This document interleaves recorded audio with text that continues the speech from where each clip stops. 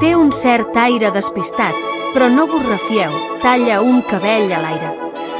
Tot i que sí, que pel demés vos nord-est podeu refiar perquè és un tros de pa.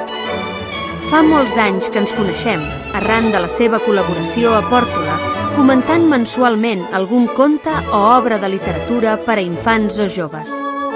Però no únicament ha fet això, ressenyes de llibres i contacontes. Basta pegar una ullada a l'entrada del seu perfil a Marratxipèdia per veure que ha fet un caramull de coses més, en tot temps i llocs diferents. En aquest aspecte diria que és una tot terreny, un tant bohèmia i, a estones, amb aparença de hippie actual. Només pel fet de ser càntabre i haver abraçat la nostra llengua i cultura, sense deixar mai les seves arrels, ja s'ho paga i val l'entrada. Un autèntic tresor, aquesta Nati. L'encontre va ser una boníssima disculpa per parlar de temes que tenen que veure en el nostre entorn de Marratxí, però també que tenen que veure en la cultura en general, en el moment social o polític que estan visquent. Igualment, me varen donar molt d'espai per parlar de les meves aficions o de les meves activitats, com ara la bicicleta, de la qual varen dir que ha canviat el panorama en els darrers 25 anys, no només per l'ús, sinó per la infraestructura de carrils, etc. Però sobretot varen parlar de literatura i de cinema. És un bon puesto perquè cada un pugui compartir els darrers llibres que ha llegit, les novetats, parlar de la biblioteca que tenim al nostre abast, que no és el mateix anar només de llibreries, que les biblioteques te faciliten l'estar al tant de totes les novetats, de les coses que surten, tant si t'agraden moltíssim com si no t'agraden tant, i que a més és un servei gratuït que tots s'haurien de fer servir moltíssim més. Vam parlar dels llibres que més m'han impressionat o preocupat en els darrers anys, com tot el que ha escrit en Caparrós, des d'Iñamérica fins a El Hambre, que jo no lo coneixia tot i que tenia uns anys. Quan descobreixes un autor, pareix que també mires cap enrere de lo que t'has perdut en anys anteriors. Vam parlar de Juan Gabriel Vázquez sobre Sergio Cabrera, que com que és també director de cine, però jo té molt d'atractiu, de tot el que ha escrit el fill d'Héctor Abad, pare,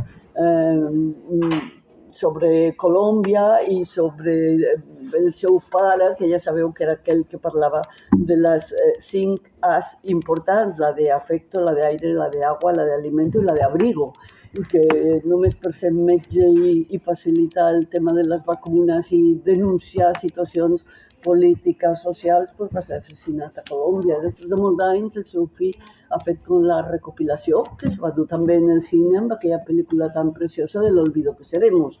En fi, vàrem poder parlar de les coses que més m'impressionen en el cine i que sempre vull compartir amb aquells que tenen propers, com ara les pel·lícules fantàstiques de Rondallas o de Los Domingos, etc. Va ser un bon espai per poder posar-nos al dia dels gustos també de la gent que havia participat en aquesta petita trobada. Vam parlar de Califatides, Madres e Hijos, que també ens interessa a tots tants, Ventres de paper, de Laia Aso, Mapa de soledades de Bárcena, en fi, hi ha un munt de llibres interessants que uns són novedosos i altres són novedosos per nosaltres, perquè no les hem descobert a temps i sempre és moment per anar a cercar el millor dels autors preferits. Reproduïm de la crònica del Dineret. Na Nati s'endevina fresca, senzilla, humil i sincera. El temps passa, entre converses, i arriba l'hora de passar al menjador, obert a la natura una mica salvatge avui amb un alegre sostre de color lila vermellós que ens regala la bugambília florida. Continua la conversa. Na Nati és molt més que Na Nati contacontes.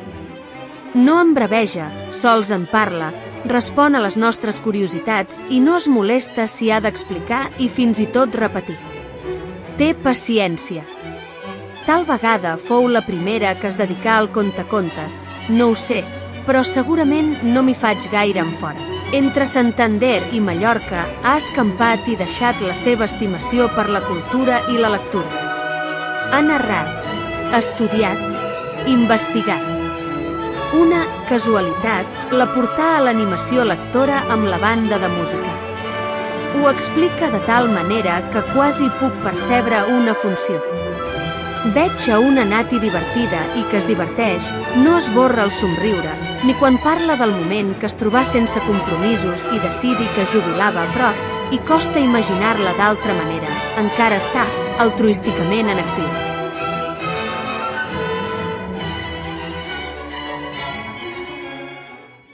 He de dir que vaig assistir encantada a l'activitat Dinaret amb personatge a la qual vaig ser convidada en el mes de maig. Un orgull per jo que me convidàssiu, molt bé preparat tot, el menú prèviament ja m'havíeu demanat què podia triar inclús, i molt agradable la gent que ens va acompanyar, no només l'entrevistador que duia endavant aquesta activitat, sinó els amics comuns que varen ajudar a treure molt de temes, molta informació, i va ser un dinar molt simpàtic, molt interessant, molt bo.